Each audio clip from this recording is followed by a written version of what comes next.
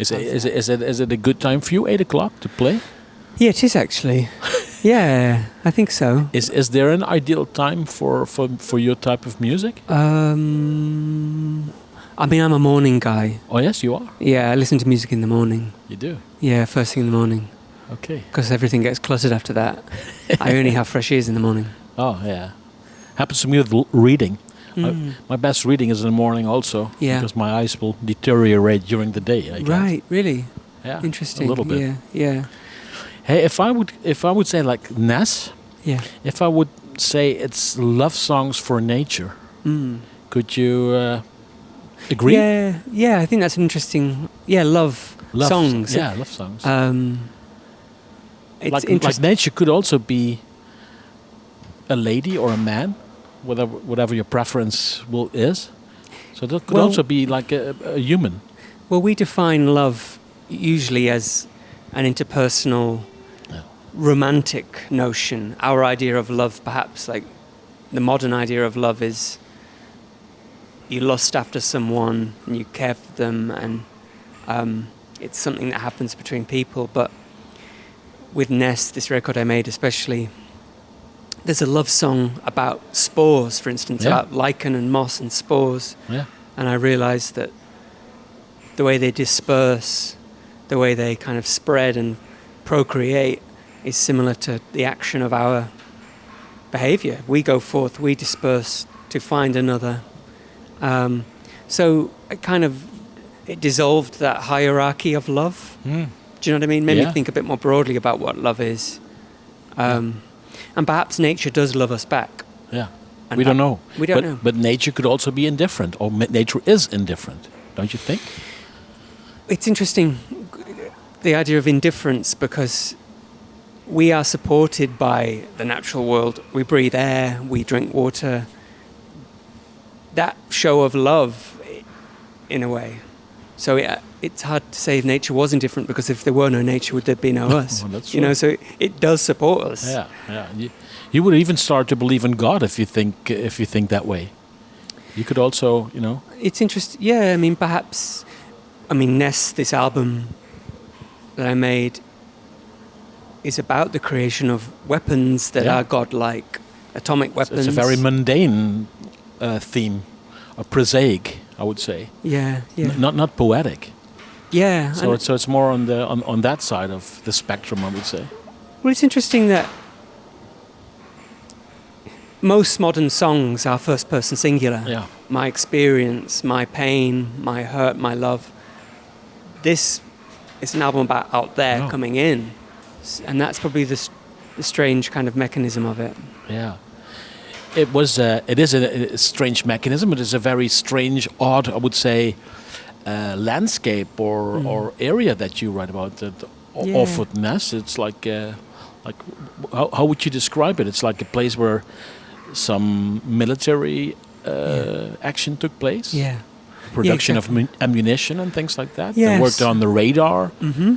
Worked on the atomic bomb, I think. Yeah. And then it became an area of that was protected by the national.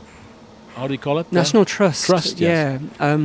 Yeah. Orford Ness is where the British military kind of invented modern warfare. Yeah. It's where they perfected death, specialized kind of lethality, or how you best exterminate people. Yeah. Chilling but true. Chilling but true. So they invented radar, camouflage. It's where they first put bombs on planes.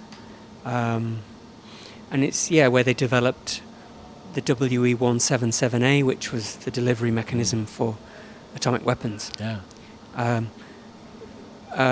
It's a strange landscape. You can actually just about see the Dutch coastline from Orford Ness.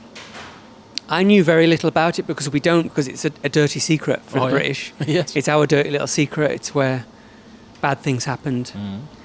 But it's kind of...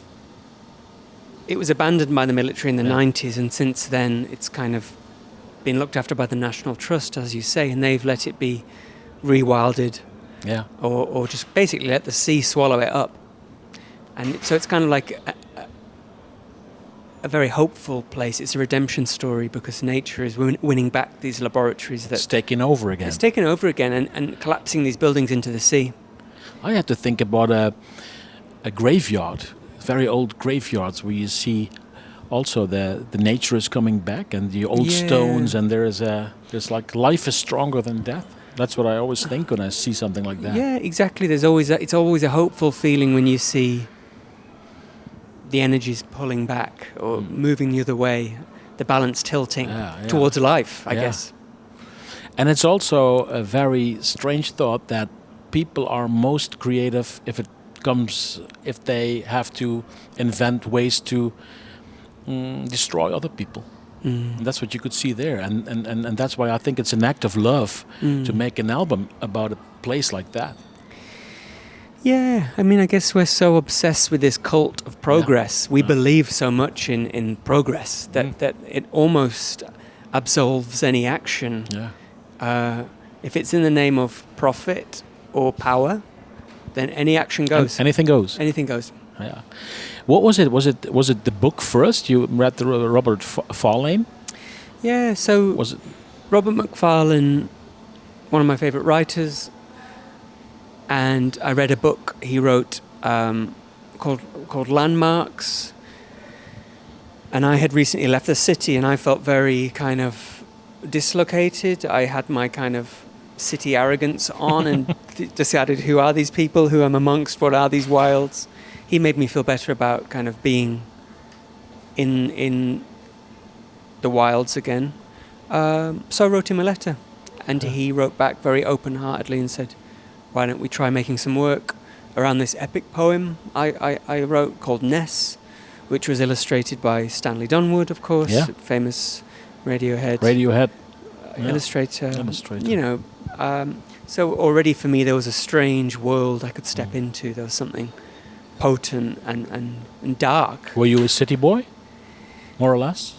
You grew up in the Lake District. I grew up in the Lake District in the mountains, but you can't start a band in the mountains. No. You can't. We tried. No. We couldn't. No. So I kind of converted to being a city person, but a completely misshaped city person. Like it didn't. It's not pretty for me. But Ness was a world of its own. It's a desert landscape. It's an off-world landscape. It's like you're on another planet. So like a non-area. Exactly. And in that way, it was very human. It's kind of like this inner void. Yeah. I felt a real empathy for this story. Mistakes were made at Ness. It was damaged. It was hurt. But it healed, and things were swung back towards life, as we talked about. And that felt like a reflection of my own feeling, you know, that actually this being, this landscape, is almost like my Frankenstein monster. It's like this thing that I kind of became very attached to. And did you immediately have the idea when you read the book by Macfarlane that you could use it? That you could make music out of this? Yeah. Was there a musical... I mean, poetry obviously has a musical element in it by itself, but did you immediately have the idea this is going to be the inspiration for my next album? Yeah, it's a very lyrical book. I think he wrote it first as libretto, like a text for opera. So there's kind of like an efficiency of language. That's true. You know? Yeah. We have to memorize a lot of lyrics. I have to memorize a lot in the gut too. Oh, it's not in the head, it's kind of in here. Okay. How does that work? Well, I think it's kind of like, you know how, I think one of the theories on how songs evolved was through like telling stories that would save our lives. Like, by the way, don't pass over this lake, there is a crocodile. If you that is retained as a song, it's passed through generations. Like, don't go near that fucking lake. Oh. Yeah, it was kind of within me. And how did the process then go? You went to the writer, and then you said, like, I feel like making an album. He did a reading at a festival, and I improvised some music. So it gradually came about? It was more of a kind of eureka that Okay. as soon as he read See? the words and I made these sounds, we were like, wow, this is an epiphany of sound. Because it was desert music, I instantly thought this needs to be played with my baritone guitar, which we were discussing. Yeah. Baritone guitar is like, for me, like a kind of cowboy instrument. Yeah. So it was kind of desert music played with this desert guitar, and I instantly thought of Morricone Yeah. and his kind of spaghetti western. Yeah.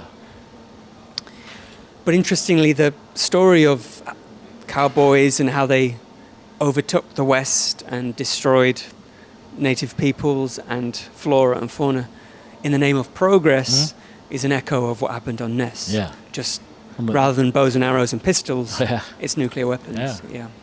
And how much does that differ, this process, of your normal writing?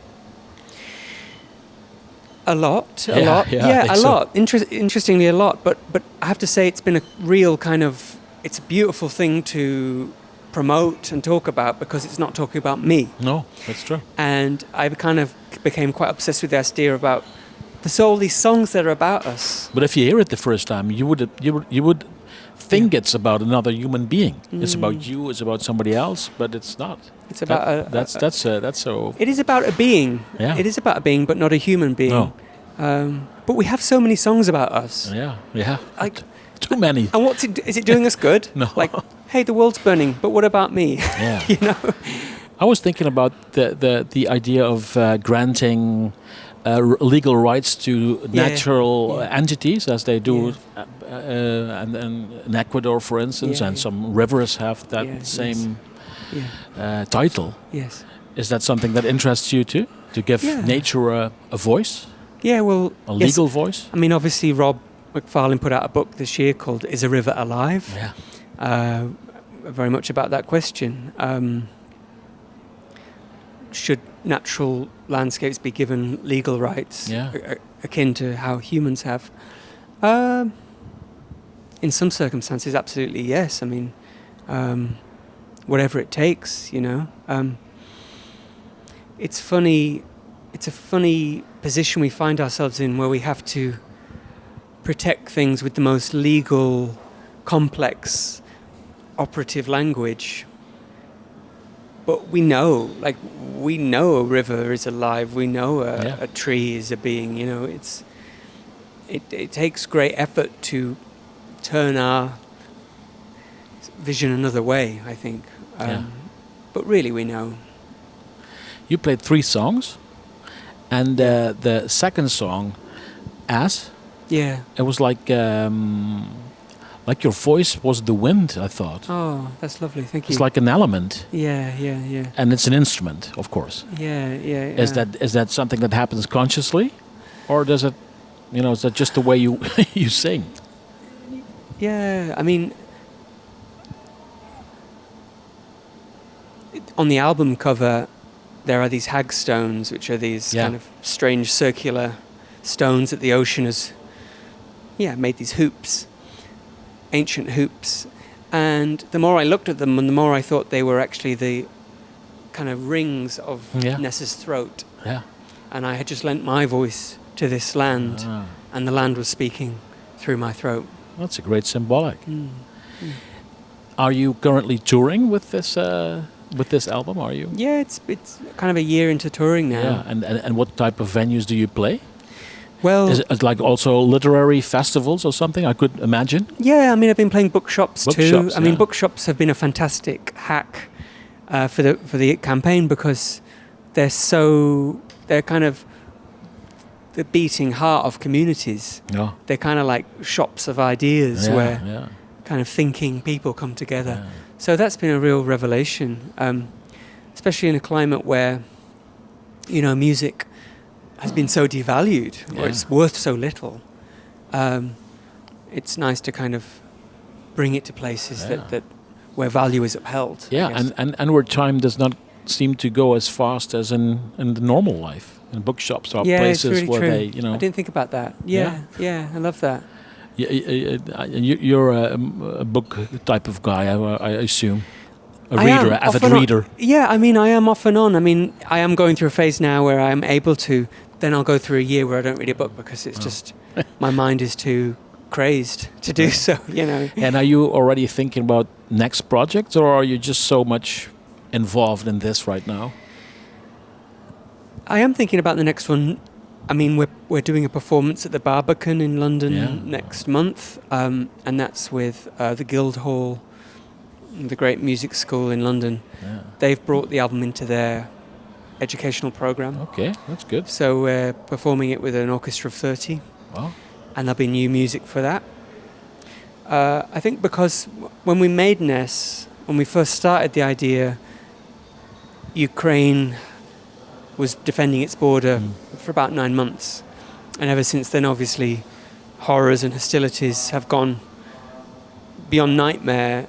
And in a way, the voice of Ness remains present. It's demanded to be spoken, demanded to be repeated. And perhaps even a positive sign in negative times. It's a voice. It remains there, and that's, I think, the most important thing is just it remains. It won't be silenced. It won't be, dampened down. It won't be banned, or thrown out. So working with these young people, with the orchestra, incredible thing to be doing at a time when students are, And then it's going to be a deported. new project, actually. So this is you played very small and intimate. Yeah. And now you bring it to a different scale. Yeah, well, I guess so. I mean, it's not the lovely thing about Ness is it's not about Rob McFarlane. No. It's not about Stanley Donwood. It's not about me. No. It's actually about this being, and we're kind of its uncles that just kind of help it through. And Kerry Andrew, who did the choral arrangements on the record, really brought a whole multifaceted life out of this. And the clarinet? The clarinet is Jack McNeil. Wow, I love that too. Oh my goodness! I mean, Jack really plays the wind, talking about kind of harnessing. That is wind and wood. Yeah, woodwind. But you bring in the wind also, I think. Yeah, with your voice. My wind. Yeah, mine's. Yeah. Well, thanks. It was nice talking to you. You And too. keep up the Thanks, good Peter. work. Thank you. Thanks, my friend. Cheers, man. Thanks. A species anomaly.